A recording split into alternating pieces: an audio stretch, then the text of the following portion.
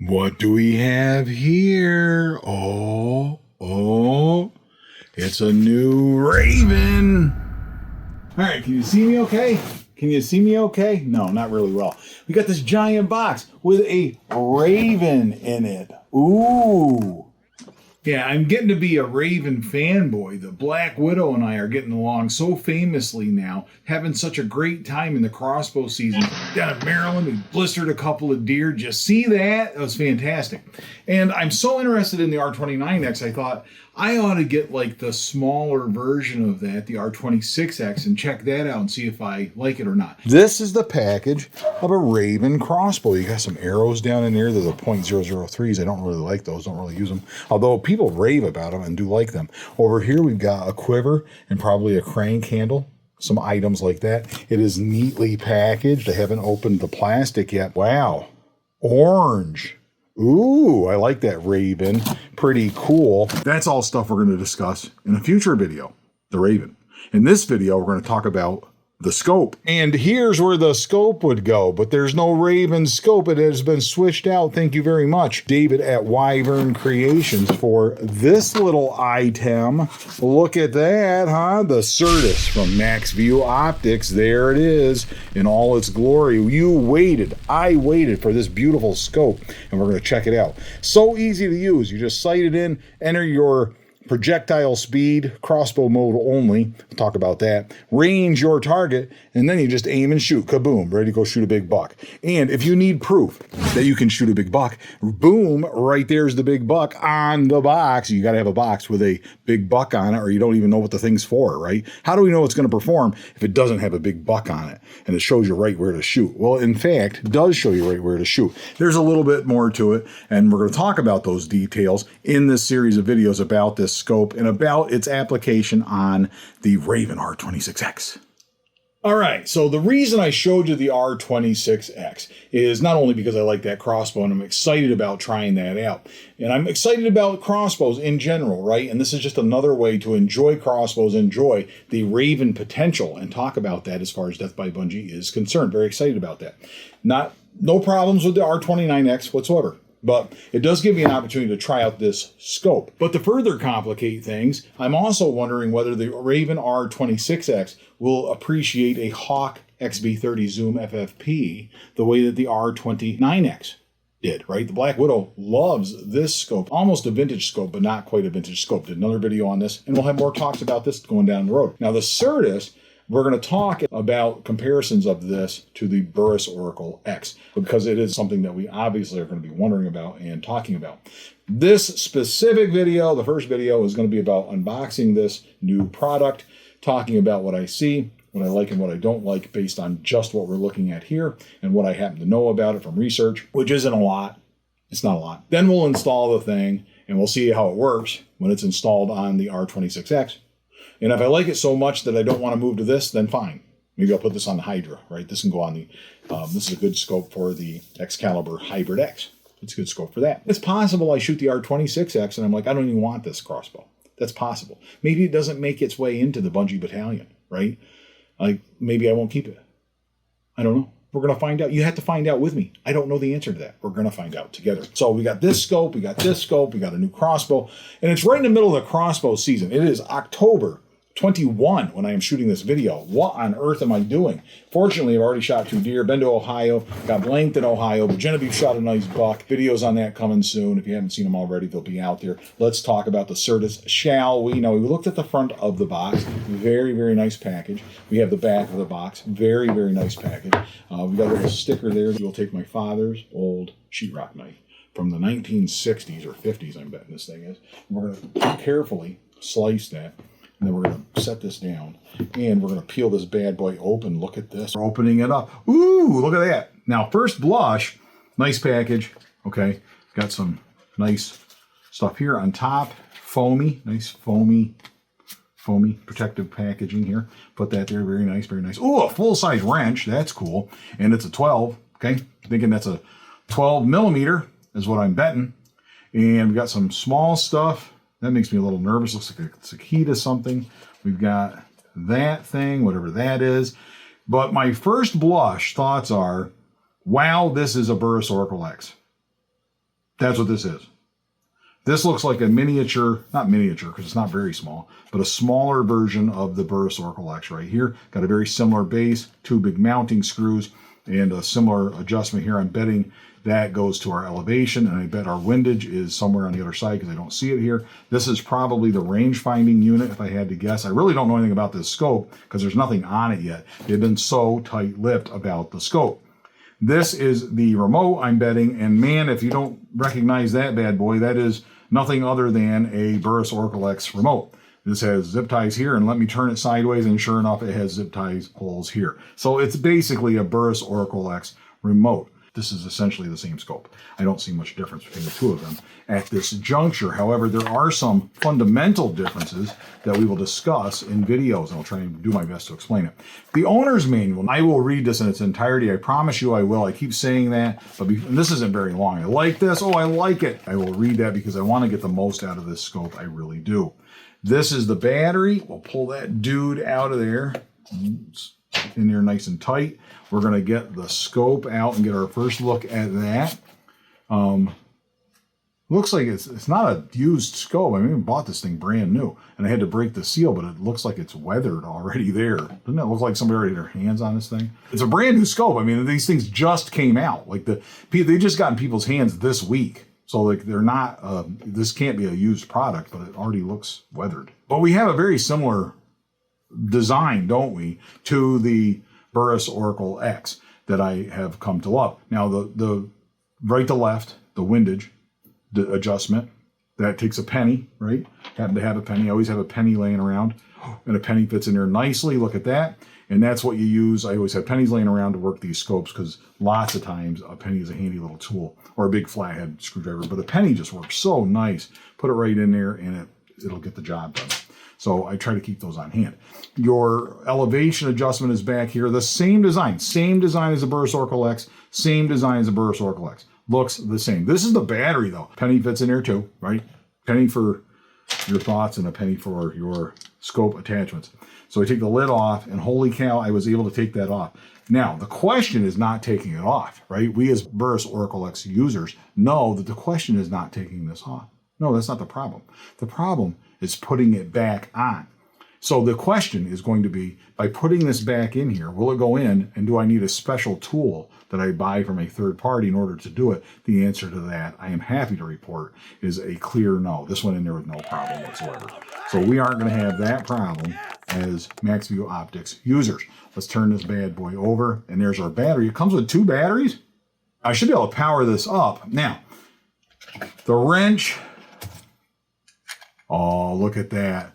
I like this so far. Man, this is my kind of wrench. None of those little things, the little tiny pain in the neck screwy things where there's a little screw and a little hidden screw. I see a little hidden screw there, not happy about that. But nonetheless, I see these little hidden screws. I'm not a fan of little hidden screws on these scopes, but it does appear as though we have one there. And I'll be darned, we have one there. So we're going to have to loosen and tighten the same way we do on the Burris. It's exactly the same as the Burris on that front as well. I am telling you, this appears to be a Burris Oracle X in disguise, is what I'm seeing. Got a lens cleaning cloth, that's great. Everybody's happy about that. We've got a zip tie and double-sided tape type thing, and that is to affix our remote where we would like it. Now, on most crossbows, on the SWATs, I got that figured out. On the Excaliburs, I got it figured out, and we'll see if we find a place for it on the R26X if need be. These things I'm going to leave in here so I don't lose them. And I'm going to very carefully set that scope down, pack this stuff away, because the next thing we're going to look at before we go on to anything too detailed, I'm going to put the spare battery right here as well. Why would there be a separate battery? Huh, CR2. But if you need a battery, there's a battery. Okay, we got lots of batteries. Put the nice box over here. One thing that everybody wants to know, I know this, okay, is how much does this bad boy weigh? And we're going to find out very quickly. This is my food scale. So it should tell me, on pounds, it is 1.548 pounds. Boom, there it is, 1.548 pounds. Pound and a half. That's a little bit lighter than the Burris Oracle X, which weighed 1.9 pounds. And everybody complained about the Burris Oracle X. Oh, it's too heavy. I'm so weak, I can't lift something that weighs nearly 2 pounds.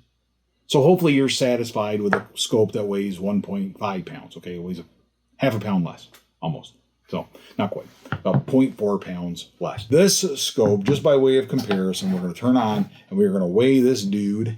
We're going to set it on there, and it is 1.01 pounds. So it's a pound. Pound and a half, pound. Oh, there's a little bit of a difference. A little bit of a difference. I know that this is turning into a compare and contrast video with the Burris Oracle X, but the reason I say that this scope is, I mean, come on. Look at the reticle, right? We look at the reticle in this scope. It's the same reticle as the Burris Oracle X. It's the same thing. The only thing the Burris doesn't have is the inches, which nobody wants, right? The scope needs to know that. I don't need to know that. But the 9.9 inch difference means nothing to me because I'm not going to aim 9.9 inches lower. I'm going to aim where the dot ends up. So the scope needs to know the 9.9 inches. I don't need to know that. They probably added that just so that it looked somewhat different from the Burris Oracle X reticle. I don't know, but it tells me the 45 yards. That's nice to know. And it gives me a dot, and it's got fixed reticles that are etched on the screen and blah, blah, blah. Pretty cool. So we have that similarity. The optic will appear when you lift it up. You're going to be seeing and functioning very similar, which I love, okay? I'm not being critical. I love that concept. For those of you who might be less familiar with range-finding scopes, the Burris has been out for like 3 years. So, and I've done video after video after video on them. Go watch them. The Burris Oracle X, you lift the crossbow up, you put the center crosshair on the animal, you click the remote, kaboom, and it ranges what was in that center crosshair, and it puts the yardage on the screen. And it gives you a dot. It adjusts for that. So you don't aim using the fixed reticles. You aim using that red dot. And it will put the arrow exactly where the red dot is. It is beautiful, right, when properly sighted in. It will adjust for angle of declination and angle of elevation. The reason that I'm excited about this one is because it's in that same class of scope. Now, that doesn't mean that all range-finding scopes, even these two, are created equal. What's interesting about the Burris Oracle X, and I'll try to explain this as briefly as possible, is that it creates an individualized arrow-by-arrow algorithm. It learns what your arrow does. You sight in at 20 yards, right? Get it all sighted in. And then when you shoot your arrow, it figures out, based on that arrow, its weight, its vanes, its length, its point, whether it's the fixed blade or a broadhead. It finds out all the characteristics of that arrow after you shoot it a few times and you adjust it. It will tell you what that arrow does at 30, 50, 70 yards and everything in between with clear perfection, with utter perfection. It is gorgeous, right? But it's individualized to that arrow. It's an algorithm that it decides based on that arrow. This scope doesn't do that, right? This scope has preset algorithms, and you got to pick one. You set it for the speed first, and it'll say, well, based on that speed, your arrow probably does this. And then you shoot it a few times at different yardages, and if it does that, great, you're done. If it doesn't do that, then we can go to one of those other presets and either move the arrow up or the arrow down. So it may or may not get perfection the way the Burris Oracle X does. But it might be close enough that you can't tell the difference, especially the way I shoot, right? And it might not be. And it might be just close enough that I can live with it. I don't know. But we're going to find out about that. That's why you do more than one video on this, right? And the reason for that is not all arrows shoot the same, right? You get a dozen of one arrow set up, and you get another dozen of arrows. And even if they weigh the same, they don't necessarily shoot the same. Because the veins might, if you have different veins, if you have helical versus straight veins, if you have a slight offset versus a pretty steep offset, if you have tall veins versus shorter veins, if you have longer veins versus shorter veins, all of those things affect arrow flight and the flatness of the arrow, the trajectory of the arrow. Different nocks will change that. A different point, we all know going from a field point to a broadhead is going to change the trajectory of your arrow. This one is more like a speed scope in a sense that it just assumes that every arrow shooting 400 feet per second does the same thing. But if it doesn't, because you got a broadhead on it, or you got different veins or whatever, or it's more FOC versus less FOC, whatever you want to do, whichever your arrow is set up for. If it drops a little faster or flies a little flatter or shoots a little higher, the point of impact at 60 yards is a little higher, whatever, you can pick a different preset algorithm and see if that works for it. Okay, so that's the concept, and that's the difference between the Burris Oracle X and this one. So another big difference. The remotes, this is the same remote. I mean, I don't care what you say. They made the button bigger. Thank you. I mean, that's great. The button is bigger with gloves on. It's easier. It's hard to miss that button. I mean, that's a good sized button, so that's nice. But you flip it over, it's even got the 4 screws to take it out and change the battery. It's probably got the same battery in it. It's the same remote, right? This is the same scope in so many ways. It's like a sleeker yet less complicated version of it so far, from what I can tell. And we haven't even tried it yet, right? We haven't even tried it yet. The Burris Oracle X has a, you've got to have a cheek rest because that scope sits up in the air so far. This does not appear to have that problem. Now, moment of truth, I'm going to look through the thing. I'm going to point it at the door here in the basement. Wow, the eye relief. My eye has to be way away from this thing. I'm looking. I'm going to zoom in. But right here, I got nothing until I get right about here. That's how far it wants to be. Is that a lot? It's about the same as the zoom. Maybe it's the same as the zoom FFP. When I look also, I can tell you I got the lights on here in the basement, so we got all the light in the world. But, which brings up another thing. This is a fixed scope. Fixed power, I believe, at 4. They don't tell us that on the box. Don't tell us on the box. I think it is a 4 power fixed scope. 4 power, I can tell you, I know I need glasses, but I can tell you that hunting in Maryland, hunting with the Zoom FFP, I have hunted with this thing on 6 through 8 power every time. 6X to 8X, somewhere in there. I think it's set at 7 currently. This only is fixed at 4. It's going to be a little bit of an issue. Nothing's perfect, right? I miss, with the zooms, the range finding capability. But with the Certis, I missed a zoom part. So I don't know. The Burris zooms, right? That's another difference. The Burris zooms. So I'm going to hold down the button and see if it lights up for me. It's not lighting up. Nothing. Nothing at all. We'll take the battery out of there. And we're going to turn the battery around, see if that makes a difference. Possibly shift it upside down so that it wouldn't be a problem. Ta-da.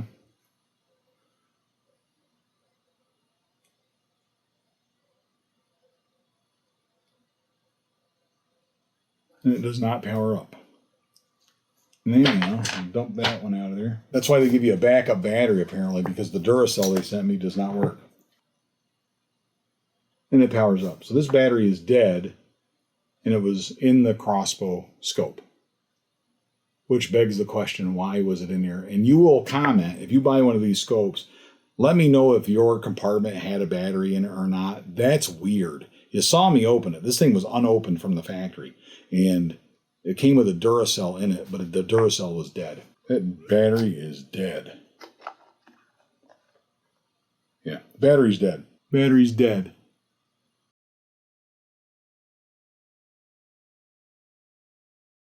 Don't make me read the directions. This battery's full. Oh, it appeared. It worked. It worked. I'm just clicking a button on here. I figured that would work. This stuff is supposed to be this easy, right? It's supposed to be this easy. It's not supposed to be difficult. I shouldn't have to fight with this. I've been at work all day. I come home and want to shoot a video. I don't want to sit and read a book, right? I just want to play with my new scope, right? Anyway, but I'm clicking on that. Telling me 4.3 yards. That's pretty cool. 7.6 yards. 8.7. All right, it is ranging different distances. My shop cash, he's helping out. Do you like scopes, do you? Like boxes? Cats love boxes. Isn't that funny? Get in there good. The reticle, it is kind of it doesn't have like the real crisp laser appearance that's a pretty good shot there, that you get out of the Burris Oracle X. And I can't really show you, but it looks like, and my eyes aren't the greatest, but I can actually see the dots that make up the 8, that make up the 7, and the various pieces of information that are on the screen. It's not like a real crisp reticle. It's a cheaper feel than you would get out of the Burris Oracle X. The information's real big, easy to read, so that's good. So I'm not complaining, but I just want you to, it's an observation. That's all it is.